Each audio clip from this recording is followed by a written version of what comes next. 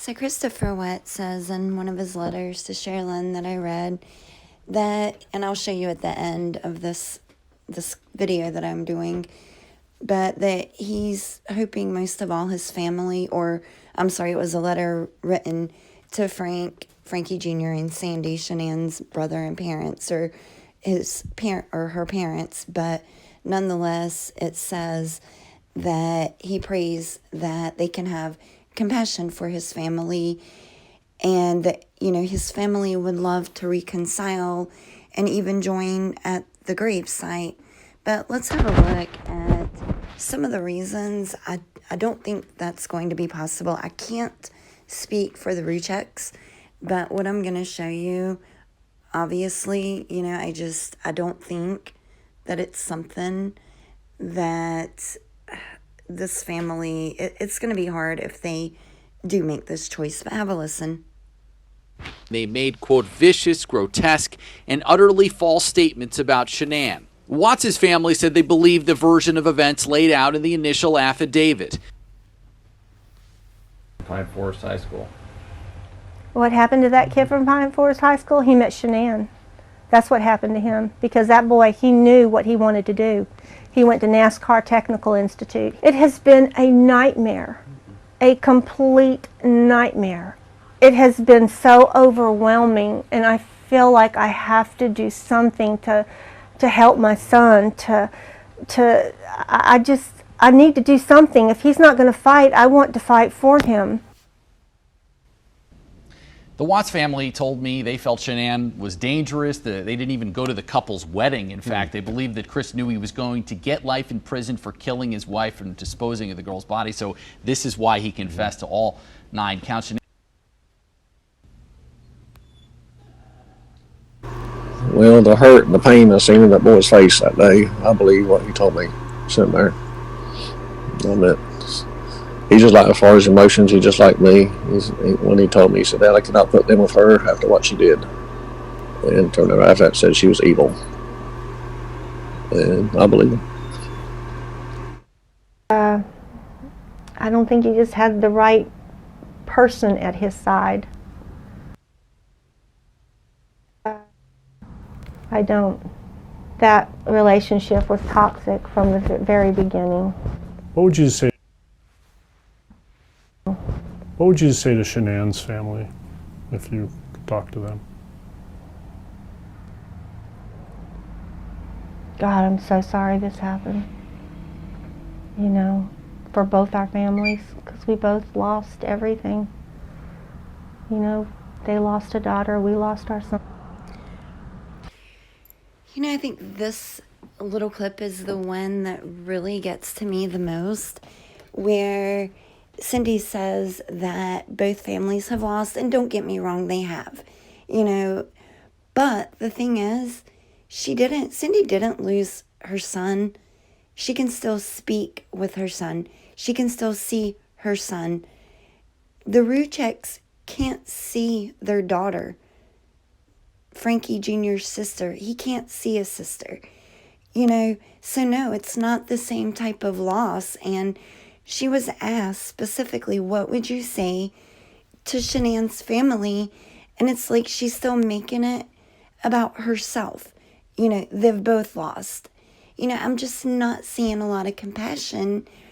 But let me know what you guys think. I mean, this part just really burns me up the most, that she would say, you know, they've lost their daughter, I've lost my son. No, you really haven't. You can still see and speak to your son. Maybe not as often as you'd like, but they can no longer see their daughter. She liked him, but it didn't, I don't think it was love at first sight or anything. They took a little while and I guess got to know each other and, you know, dated.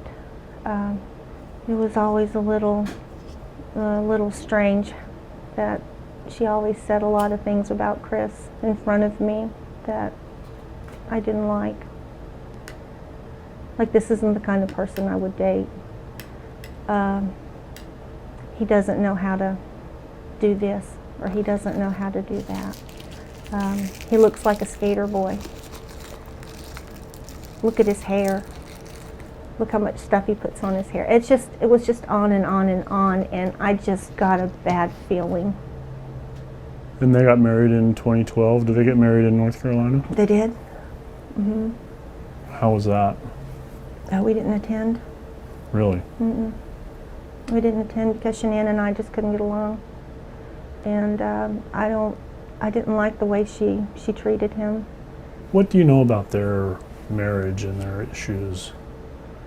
Oh, very little, very little. You can only observe.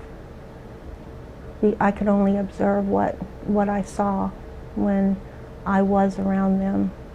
Christopher always seemed anxious, and he when she needed something, I mean, he would run. He wouldn't walk, he would run, he would get it. He just always seemed to be right there at her beck and call. And did that seem odd to you? Or? Very odd. It was very odd. He just seemed nervous.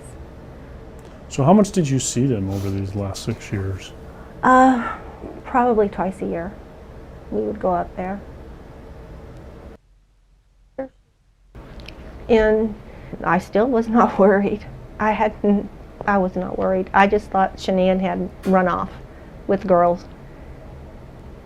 So walk me through the sequence of events over the next few days.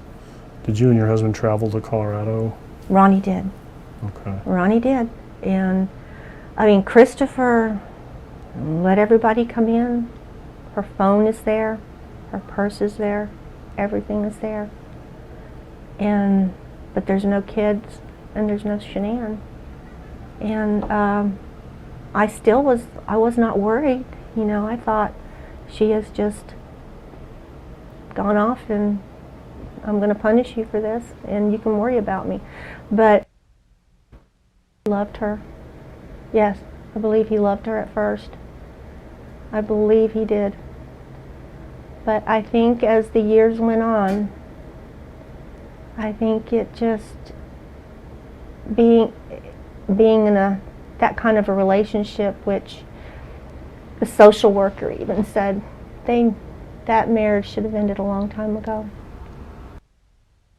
And let me add in here, Chris also says in one of his letters he knows nothing about any type of social worker case. And you've got to think, Bella and Celeste, their ages and where they're living in Colorado, how could they possibly have an open case in North Carolina, which is what's been implied, when they never lived in North Carolina with the girls?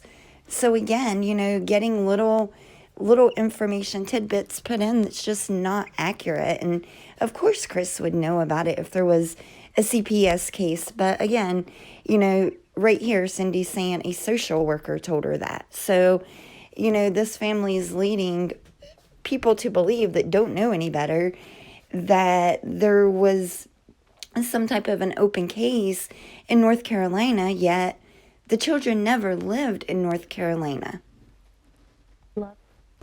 Shanann's pregnancy and what did Chris tell you about that? Was he excited? No, I don't think he was. I think it was a shock to him. And he said that they have been talking about divorce, that you know, they are not compatible anymore, and he was not happy anymore. And I finally thought he's finally seen the light. First heard that like Shanann and the girls were missing, what did you think? I thought she'd just run off with the kids just to punish Chris for something. I thought she would just run off with the kids somewhere and just punishing Chris for something. That's just the way she is. Right. Wow. And you just heard Cindy say that, and this is a more recent interview with Ronnie speaking with Kim from Watts Revelation and the Reckoning. And the clip I played you is of Cindy from about 2 years ago. So, you know, this talk about Shanann has been going on since immediately after the deaths. First. And she come by my work and signed some paperwork on the car that we was getting. And she was gone, probably 3 or 4 hours or whatever. And she called my phone at work, blowing it up, because Cindy left her phone at the hairdresser and had to try and go back and get it, which made her later. And Cindy offered beforehand. Said, "I'm going to go ahead and take you back to £7 an hour." I said, "No, I'll just wait till you get done with everything." And she fussing at Sunday saying, "You left me alone with these kids for 5 hours." I said, "They're your kids too. But you're not down here for us to watch them 24/7. Now, Chris wrote a letter when he was at your guys' house. Why did he write that letter? How did that come about? The way Shanann had been acting, the 2 times she'd come down, 2 times she'd visit with us. Her and Cindy got into it a couple times, basically over minor things. One, How many times did you see him when he was out there that summer, 2018?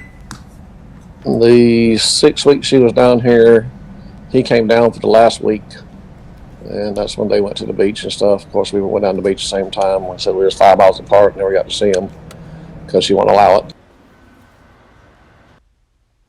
And that we support you 100%. We know what she was like.